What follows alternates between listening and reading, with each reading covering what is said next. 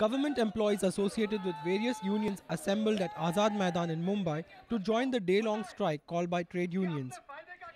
Employees of public sector banks also joined the agitation, protesting the move to merge state-run banks and outsourcing in the banking industry.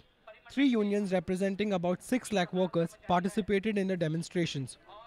22-23 तारीख को हमने देखा उसका पहले भी ये गवर्नमेंट का नीति था जब It was government policy, but when it had the left support, it did not speak about it. But now they want to sell public sector units, merge some of them and close some. This will only affect the poor people. इससे नुकसान किसको होगा? नुकसान होगा सभी गरीब जनता को.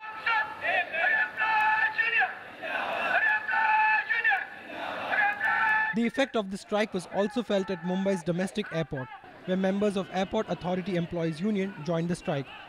While most of the flight operations remained on track, flights to Kolkata had to be cancelled due to the massive response the strike received in the left-ruled West Bengal.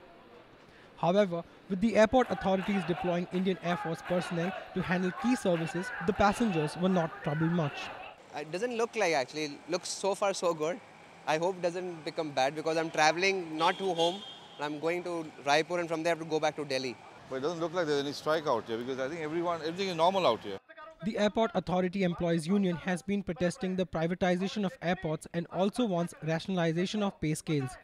And by joining forces with the major trade unions across the country, the airport employees are hoping to get heard. Apart from cancellation of almost all Mumbai-Kolkata flights, it was business as usual at Mumbai Airport. Also an extremely low turnout of striking employees and alternate arrangements made by the government and the airlines softened the blow of the strike. With Bureau Inputs, Ronak Kotecha, NewsX, Mumbai.